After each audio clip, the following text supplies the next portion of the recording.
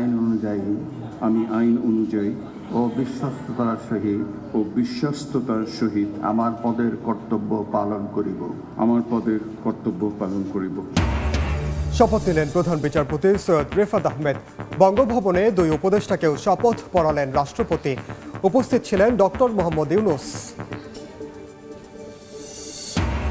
রাজনীতিবিদরা পুলিশকে আর লাঠিয়াল বাহিনী হিসেবে ব্যবহার করতে পারবে না, সাফ জানালেন স্বরাষ্ট্র উপদেষ্টা। অন্যায়ের বিরুদ্ধে লড়ার ঘোষণা দায়িত্বপ্রাপ্তদের। এবং স্বাভাবিক হতে শুরু করেছে ময়মনসিংহ সিলেটের জীবনযাত্রা। শহর পরিচ্ছন্নতায় ব্যস্ত শিক্ষার্থীরা, 6 দিন ধরে সড়কে শৃঙ্খলা রক্ষার দায়িত্বে ছাত্রছাত্রীরা।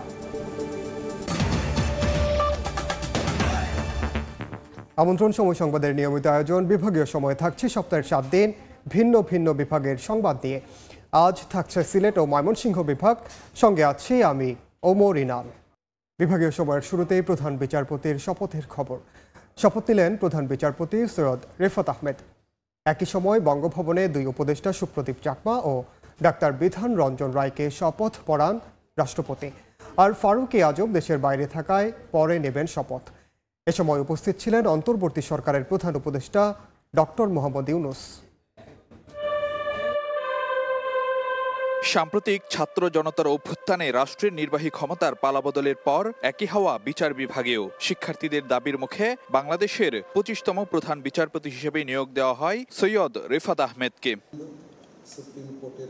রোববার বঙ্গভবনের দরবার হলে আয়োজন করা হয় প্রধান বিচারপতি ও অন্তর্বর্তীকালীন সরকারের দুই উপদেষ্টার শপথ অনুষ্ঠান। মন্ত্রিপরিষদ সচিবের পরিচালনায় এই আনুষ্ঠানিকতায় উপস্থিত ছিলেন অন্তর্বর্তীকালীন সরকারের প্রধান উপদেষ্টা ডক্টর মোহাম্মদ ইউনূস। বঙ্গভবনে হাজির হন বেশ কয়েকজন উপদেষ্টা, 3 বাহিনীর প্রধান, অ্যাটর্নি জেনারেল সহ সামরিক বেসামরিক শীর্ষ কর্মকর্তারা। আমি সৈয়দ রেফাত আহমেদ বাংলাদেশের প্রধান বিচারপতি নিযুক্ত হইয়া সশ্রদ্ধ চিত্তে রোববার বেলা 1:15টার দিকে বঙ্গভবনের দরবার হলে বাংলাদেশের 25তম প্রধান বিচারপতি সৈয়দ রেফাত আহমেদকে শপথ বাক্য পাঠ করান রাষ্ট্রপতি মোহাম্মদ শাহাবুদ্দিন। এরপর রাষ্ট্রপতির কাছে শপথ নেন অন্তর্বর্তীকালীন সরকারের আরো দুই উপদেষ্টা সুপ্রদীপ চাকমা ও ডাক্তার বিধান রঞ্জন রায়। এ নিয়ে শপথ নিলেন মোট 15 জন উপদেষ্টা। নিয়োগ পাওয়া আরেক উপদেষ্টা ফারুক আজম দেশের বাইরে থাকায় পরে শপথ নেবেন বলে জানা গেছে। এর আগে গত বৃহস্পতিবার রাতে শপথ নেন অন্তর্বর্তীকালীন সরকারের প্রধান উপদেষ্টা ডক্টর মোহাম্মদ ইউনূস ও 13 উপদেষ্টা। ফারুক ভিয়া রবিন, সময় সংবাদ, ঢাকা। আগামী বৃহস্পতিবারের মধ্যে পুলিশ সদস্যরা কাজে না ফিরলে তাদের বিরুদ্ধে ব্যবস্থার হুঁশিয়ারি দিয়েছেন স্বরাষ্ট্র মন্ত্রণালয়ের উপদেষ্টা ব্রিগেডিয়ার জেনারেল অবসরপ্রাপ্ত এম সাখাওয়াত হোসেন। তিনি বলেন, রাজনীতিবিদরা পুলিশকে আর লাঠিয়াল বাহিনী হিসেবে ব্যবহার করতে পারবে না। কোটা সংস্কার আন্দোলনে গণমাধ্যমের ভূমিকা নিয়েও প্রশ্ন তোলেন স্বরাষ্ট্র উপদেষ্টা। রোববার আহত পুলিশ সদস্যদের দেখতে রাজারবাগ কেন্দ্রীয় পুলিশ হাসপাতালে যান নবনিযুক্ত স্বরাষ্ট্র উপদেষ্টা ব্রিগেডিয়ার জেনারেল অবসরপ্রাপ্ত এম সাখাওয়াত হোসেন। পরিদর্শন শেষে কথা বলেন গণমাধ্যমে। পুলিশের উপর হামলার ঘটনার নিন্দা জানিয়ে উপদেষ্টা বলেন, আন্দোলনে পুলিশের ভূমিকা ছিল প্রশ্নবিদ্ধ।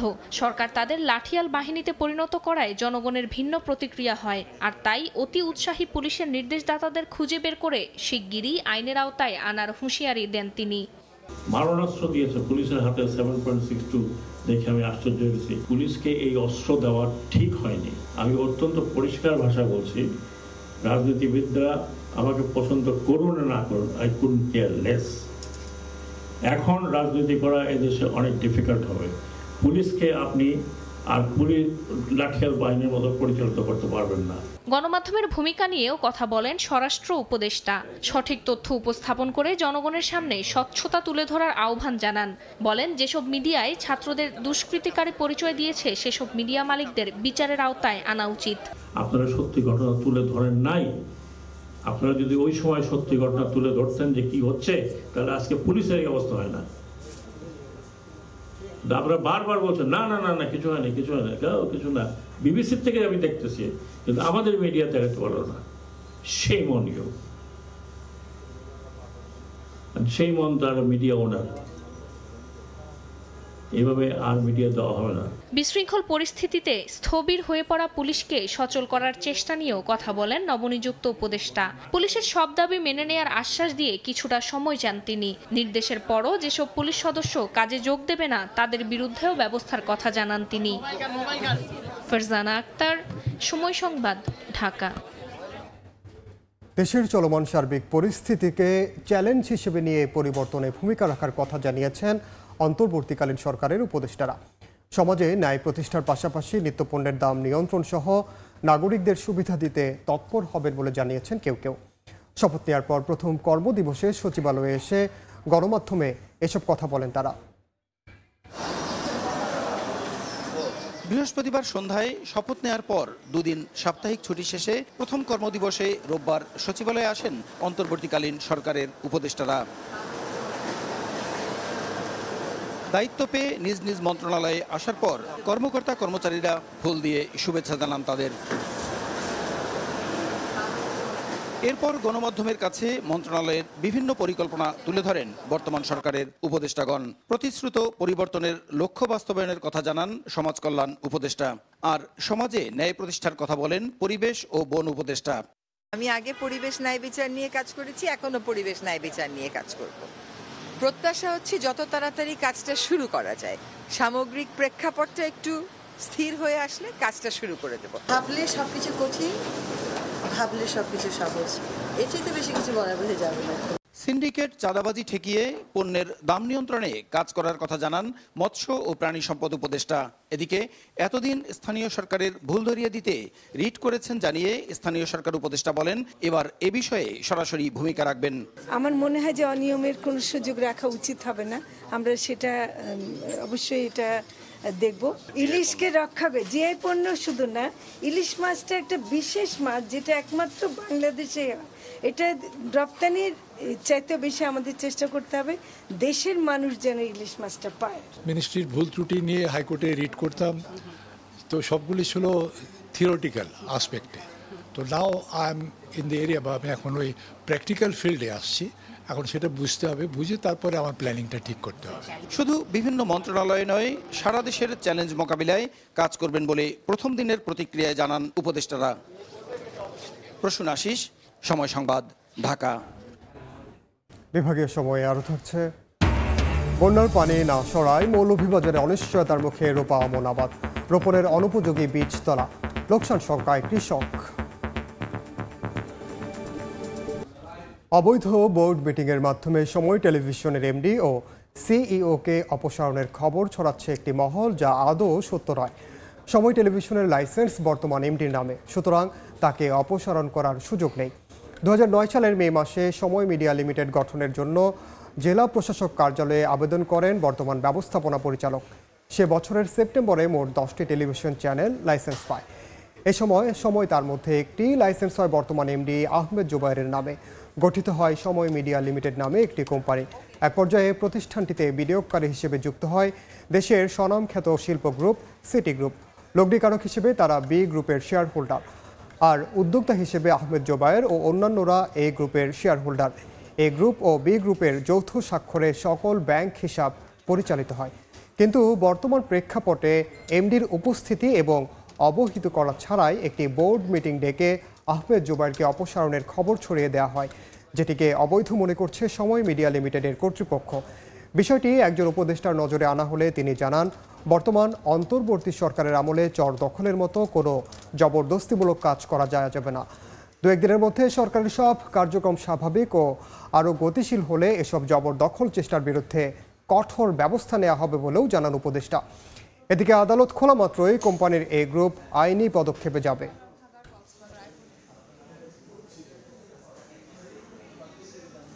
ময়মনসিংহে স্বাভাবিক হতে শুরু করেছে মানুষের জীবনযাত্রা। শহর পরিষ্কার পরিচ্ছন্নতা, যানজট নিয়ন্ত্রণ ও দেয়ালে চিত্রাঙ্কনের কাজ করছেন শিক্ষার্থীরা। তারা বলছেন, নতুন বাংলাদেশ বিনির্মাণে সরকারের পাশেই থাকবেন তারা। হোসেন আলীর তোলা ছবিতে ওবায়দুল হকের রিপোর্ট। চা দোকানি আবু সাহিদের এই দোকানের আয়ে চলে 6 সদস্যের পরিবার। দেশের অস্থিতিশীল পরিস্থিতিতে বেশ কিছুদিন বন্ধ ছিল তার দোকানও। সেই পরিস্থিতি কাটিয়ে এখন আবারও শুরু হয়েছে বেচা বিক্রি। নতুন সরকার হয়েছে, চাই আমরা দেশ স্বাভাবিক থাকুক। ময়মনসিংহে এখন অনেকটাই স্বাভাবিক মানুষের জীবনযাত্রা। সচল হয়েছে যান চলাচল, ভিড় বাড়ছে ব্যবসা প্রতিষ্ঠানগুলোতেও। চলমান পরিস্থিতিতে জীবনযাত্রা পুরোপুরি স্বাভাবিক করতে রাস্তায় রয়েছে গণ অভ্যুত্থানের কারিগর, শিক্ষার্থীরা। পরিচ্ছন্নতা, ট্রাফিক নিয়ন্ত্রণ থেকে শুরু করে বাজার মনিটরিং সবখানেই পদচারণা তাদের। আমরা যে বৈষম্য বিরোধের কথা বলেছি, আমরা একটা বৈষম্যহীন বাংলাদেশ আমরা গড়ে তুলব। এই শহরে পোস্টার, পিভিসি ব্যানার নির্ধারিত জায়গা ব্যতীত থাকা যাবে না। এই শহরের ট্রাফিক সিস্টেমটাকে ঢেলে সাজাতে হবে। তাদের প্রতি যদি আমরা নজর দিতে পারি, রাষ্ট্র যদি বিশেষ নজর দেয়, তাহলে এই বাংলাদেশ সত্যিই একটি পৃথিবীর মধ্যে অন্যতম রাষ্ট্র হবে। গত 200-250 বছরে আমরা যে শৃঙ্খলা দেখি নাই বা ইতিহাসে আমরা জানি নাই, সেটা তারা দেখিয়েছে। দীর্ঘদিন কোণঠাসা থাকা রাজনৈতিক দলগুলো এখন উজ্জীবিত।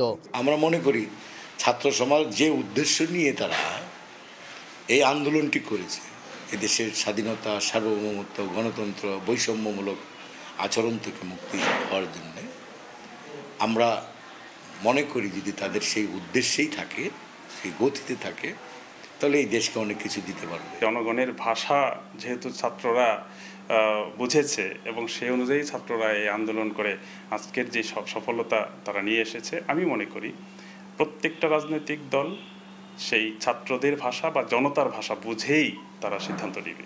বিপ্লবী এই তরুণরা বলছেন, নতুন বাংলাদেশ গঠনে পাশে থাকবেন তারা।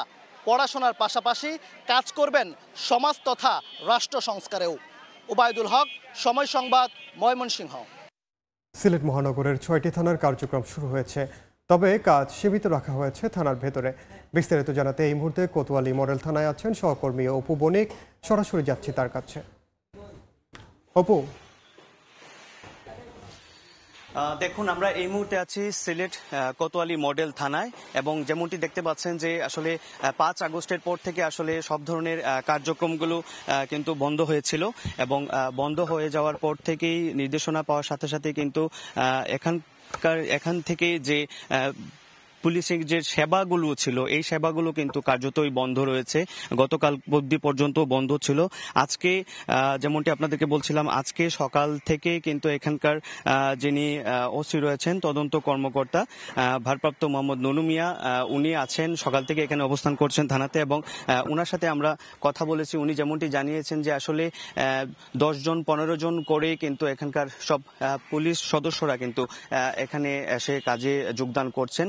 তবুও আসলে কিছুটা সংখ্যা থাকার কারণে কিন্তু তারা উপস্থিতি দিয়েই কিন্তু তারা এখান থেকে আবার ফেরত যাচ্ছেন। তবে কাজের যে ক্ষেত্রটি আসলে এখানকার সেকেন্ড সিলেটের যে মানুষজন রয়েছেন, তারা কিন্তু এখানকে আসার কারণে কিন্তু অনেকেই চাচ্ছেন যে বিভিন্ন সেবা নিতে চাচ্ছেন। তো এখানে যেহেতু অনলাইন কার্যক্রম বন্ধ রয়েছে, তো সেই ক্ষেত্রে এখান থেকে কিন্তু তারা পরামর্শমূলক যে সেবাগুলো রয়েছে, সেই সেবাগুলো কিন্তু তারা দিয়ে যাচ্ছেন এখান থেকে। তো এখন অবধি পর্যন্ত কোনো ধরনের মামলা বা জিডি আসলে এখানে গ্রহণ করা হয় নাই বা তেমনও লোকজনও কিন্তু আসেনি। তো এখানকার যে পরিস্থিতি আমরা আপনাদেরকে দেখানোর চেষ্টা করছি। আপনারা দেখতে পাচ্ছেন যে এখানে আসলে এখানে যে তদন্ত কর্মকর্তা রয়েছেন ওসি নুনু মিয়া, উনি কিন্তু এখানে উপস্থিত রয়েছেন। উনি সার্বিক দিক এখানে আসলে দেখাশোনা করছেন। এবং আরেকটা জিনিস বলতে চাই, কোতোয়ালি মডেল থানার যে পরিস্থিতি, এখানকার নিরাপত্তার জন্য কিন্তু এখানে ওনারা সকাল থেকে কিন্তু সেনাবাহিনীরা এখানে আসলে নিরাপত্তা জোরদারের জন্য অবস্থান করছেন এবং সেনাবাহিনীর সাথে সাথে কিন্তু আনসার বাহিনীরাও কিন্তু এখানে তারা আসলে এখানে নিরাপত্তার জন্য কিন্তু অবস্থান করছেন। তো এই ছিল আমার কাছে সিলেট থেকে একদম সর্বশেষ। সরাসরি যুক্ত ছিলাম আমরা এতক্ষণ সিলেটে। হাইকোর্টে কথা বলছেন অ্যাটর্নি জেনারেল মোহাম্মদ আসাদুজ্জামান। সরাসরি যাচ্ছি সেখানে। সমস্ত মানুষকে দিয়ে যারা তার চেয়ারের মর্যাদা রাখবেন, সাংবিধানিক দায়িত্বের মর্যাদা রাখবেন। আপনি যদি ঢালাওভাবে বলেন রাজনীতি করে মানেই খারাপ, এটা রাজনীতিবিদদের, তাহলে বাংলাদেশের রাজনীতির জন্য ভালো কেউ আসবে না। আপনি এমন পরিবেশ তৈরি করেন, যারা রাজনীতি করবেন দেশ রাজনীতিবিদরাই ভালোভাবে করবেন। দেশ পরিচালনা রাজনীতিবিদরাই করবেন। রাজনীতিবিদদের উপরেই বাংলাদেশের মানুষের আস্থা ফিরিয়ে আনা উচিত। That is the most absolute goal হওয়া উচিত, যে দেশের মানুষের আস্থা ফিরে আসুক। বাংলাদেশের রাজনীতিবিদরা সৎ, এরা চেয়ারের মর্যাদা করে, এরা ক্ষমতায় যে লুটপাটের কথা চিন্তা করে না, এরা দুর্নীতি করেন না, এরা সাংবিধানিকভাবে বাংলাদেশের স্বাধীনতা সার্বভৌমত্বকে রক্ষা করার চেষ্টা করেন। এই পরিবেশ ফিরে আনেন। আপিল বিভাগের ধারাবাহিকতা হাইকোর্ট থেকে পদত্যাগ করবে কিনা কোনো জাস্টিস? এইটা ওনাদের ব্যাপার, এটা আমি তো বলতে পারবো না। কে পদত্যাগ করবেন কে করবেন না এটা আমি বলতে পারবো না। আইনজীবীদের দাবি আছে, অনেকের বিষয়ে আলোচনা হচ্ছে। এটা আইনজীবীদের দাবি, ওনারা বলতে পারবেন। আমি ল অফিসার হিসেবে রাষ্ট্রের থেকে কাউকে বলতে পারবো না, দাবি করতে পারবো না যেমন যে আপনি পদত্যাগ করেন। ল অফিসার হিসেবে এটাও বলতে পারবো না যে উনি পদত্যাগ করবেন কি করবেন না, এটা আমি জানি, সেটা আমার বলার সুযোগ নেই। একটা বিষয় যে আমাদের এই বিচারাঙ্গনে আমরা যদি চিন্তা করি যে গত কয়েক বছরে আমাদের অনেক সিনিয়ররা প্রয়াত হয়েছেন, এবং বিচার বিভাগে যদি আমরা হাইটের দিক থেকে দেখি যে সিনিয়রদের জায়গাটা কিন্তু এখন নতুন করে পড়াশোনার দিক দিয়ে বলি, কোয়ালিটির দিক দিয়ে বলি, সেই জায়গায় যথেষ্ট ঘাটতি, মানে সাংবাদিক হিসাবে কাজ করতে গিয়ে আমার কাছে মনে হয় যে হয়েছে। সেই জায়গায় এখন উপযুক্ত বিচারক পাওয়া, এটির ক্ষেত্রে কোনো সংকট হতে পারে কিনা আপনার কি মনে হয়? প্রথম কথা হলো যে আপনি যেটা বলছেন তাদের বিচার বিভাগে জ্ঞান গরিমার ঘাটতি হয়েছে, আমি এই বিষয়ে কোনো মন্তব্য করব না, কারণ এটা কন্টেম্পচুয়াস হবে। আমি বিষয়ে কোনো মন্তব্য করতে গেলে কন্টেম্পচুয়াস হবে। আমি মনে করি এই প্রতিষ্ঠানের প্রতি আমার শ্রদ্ধার জায়গা থেকেই যে যারা মাইলর্ড আছেন তারা প্রত্যেকেই প্রাজ্ঞ, বিজ্ঞ, লেখাপড়া জানা। সরাসরি যুক্ত ছিলাম হাইকোর্টে। বিভাগীয় সময় আরও থাকছে। সিলেটে ফেলে দেওয়া চা পাতা থেকে জৈব সার উদ্ভাবন করে চমকে দিল শিক্ষার্থী। চা বর্জ্যের সঙ্গে মেশানো হচ্ছে কাঠের গুঁড়া ও ডিমের খোসা। কৃষিবিদদের সাধুবাদ। 6 দিন ধরে সড়কে শৃঙ্খলা রক্ষার দায়িত্বে শিক্ষার্থীরা, শেষ হচ্ছে না ট্রাফিক পুলিশ ফেরার অপেক্ষা। সড়কে ট্রাফিক নিয়ন্ত্রণ ব্যবস্থা নিয়ে আরও তথ্য জানাতে এই মুহূর্তে ময়মনসিংহের গাঙ্গিনার পার মোড়ে আছেন সহকর্মী ওবায়দুল হক এবং হবিগঞ্জে আছেন রাশেদ আহমদ খান। সরাসরি শুরুতেই যাচ্ছি ওবায়দুলের কাছে।